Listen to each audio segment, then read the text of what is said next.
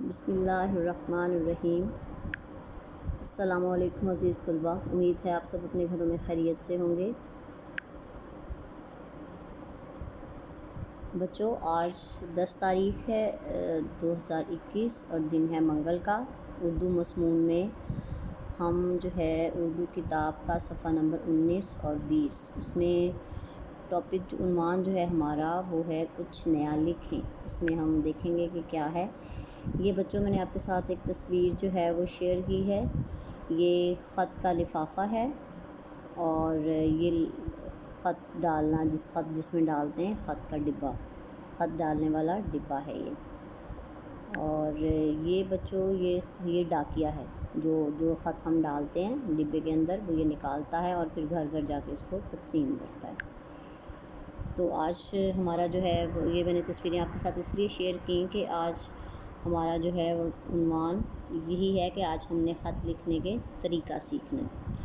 بچوں، خط جو ہے پرانے زمانے میں جب لوگوں نے ایک دوسرے کے حالات معلوم کرنے ہوتے، یا پھر وہ اپنے خیرات کو دوسروں تک پہنچانا ہوتا، یا اپنے رشتہ داروں کی خیریت معلوم کرنی ہوتی، تو اس کا واحد ذریعہ، کیونکہ تب موبائل فونز نہیں تھے، تو خط بات چیت کا، گفتگو کا، پیغام رسانی کا واحد ذریعہ جو ہیں وہ یہ خط ہی ہوتے تھے۔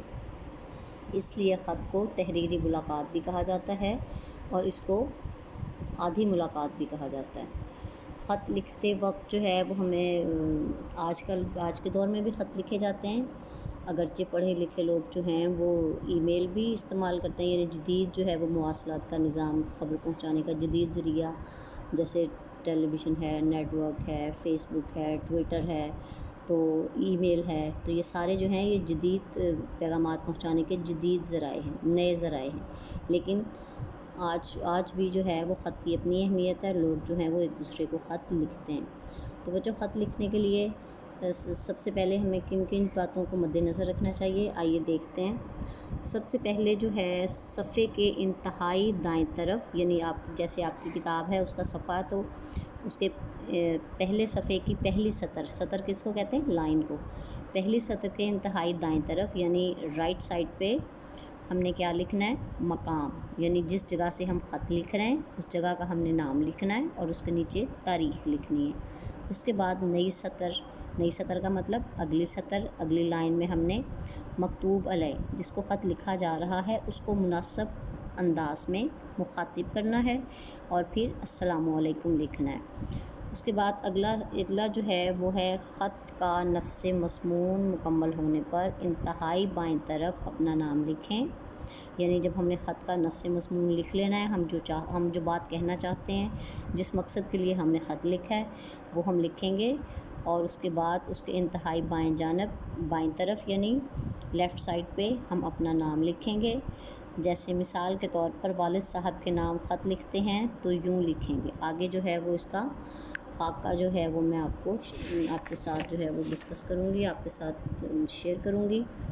اس میں یہ دیکھیں، خط کے انتہائی دائیں جانب، یعنی یہ میں نے جو سطریں جو ہیں وہ میں نے یہ دیکھیں لیڈ پینسل کے ساتھ، کچی پینسل کے ساتھ یہ لگائی ہیں، اور دیکھیں یہ سب سے پہلے یہ پہلی سطر پہ یہ وحدت کالونی لاہور سے خط لکھا گیا ہے۔ سب سے پہلے مقام یعنی لکھ لیا مقام روانگی، جس جگہ سے ہم خط لکھ رہے ہیں، اس کے نیچے والی سطر پہ ہم نے تاریخ لکھی ہے۔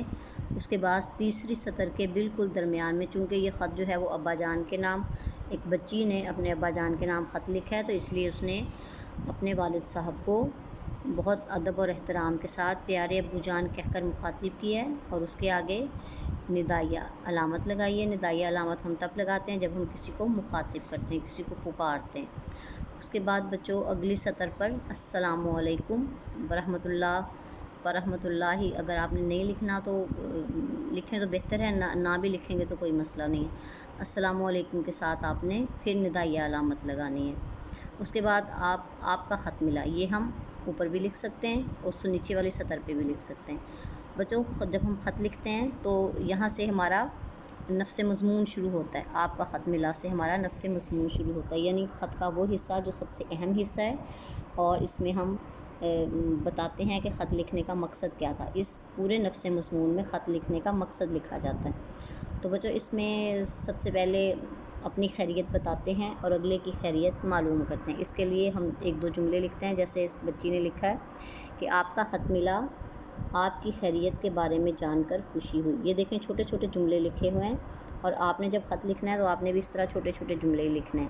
اللہ تعالیٰ کے فضل سے گھر میں بالکل خیریت ہے، امی جان کی طبیعت اب ٹھیک ہے، دانیال اور ملائکہ آپ کو بہت یاد کرتے ہیں، پرسوں تیسری جماعت کا نتیجہ نکلا، یہ جان کر آپ کو بہت خوشی ہوگی کہ میں کلاس میں اول آئی ہوں، اور ہیڈ مسٹر صاحبہ نے مجھے انعام بھی دیا ہے اور شاباش بھی۔ آپ اس کے بعد ایک پیراگراف مکمل ہو گیا، اس کے بعد اگلی سطر۔ آپ نے وعدہ کیا تھا کہ اگر میں جماعت میں اول آ جاؤں تو مجھے تحفہ دیں گے، میں آپ کے تحفے کا انتظار کروں گی۔ آپ کی اب یہ خط لکھنے والا یعنی مکتوب علیہ جو ہے، یہ مکتوب علیہ کو، یہ جو فادر ہے نا اس میں ابو جان جو ہیں، یہ مکتوب علیہ ہیں، یعنی ان کے نام خط لکھا جا رہا ہے۔ اور آخر میں جس نے خط لکھا ہے مکتوب نگار، یعنی خط لکھنے والا کون ہوتا ہے؟ مکتوب نگار۔ تو اس میں مکتوب نگار جو ہے وہ بچی ہے کشمالہ شہزادی۔ تو بچوں کشمالہ شہزادی جو ہے وہ مکتوب نگار ہے، اس کا خط لکھنے والے کے ساتھ اس کا رشتہ جو ہے وہ باپ بیٹی کا ہے، تو اس لیے وہ اس نے لکھا آپ کی بیٹی کشمالہ شہزادی۔ یہ آپ کے پورے خط کا ایک خاکہ جو ہے، نمونہ جو ہے وہ میں نے آپ کے ساتھ شیئر کیا ہے۔ اگلا خط جو ہے وہ پھر ہم خط لکھنا جو ہے وہ ہم بعد میں سیکھیں گے، ابھی میں نے آپ کو خط کے حصے بتائے ہیں بچوں۔ تو آپ نے اسی طرح جیسے میں نے آپ کو حصے بتائے ہیں خط کے، تو انہی حصوں کا استعمال کرتے ہوئے آپ نے نفس مضمون کے بغیر اپنا خط کا ایک خاکہ جو ہے وہ بنا کے لانا ہے، اور میں آپ کے ساتھ خاکے کی ایک تصویر جو ہے وہ اور شیئر کر دوں گی۔ تھینک یو اور اللہ حافظ۔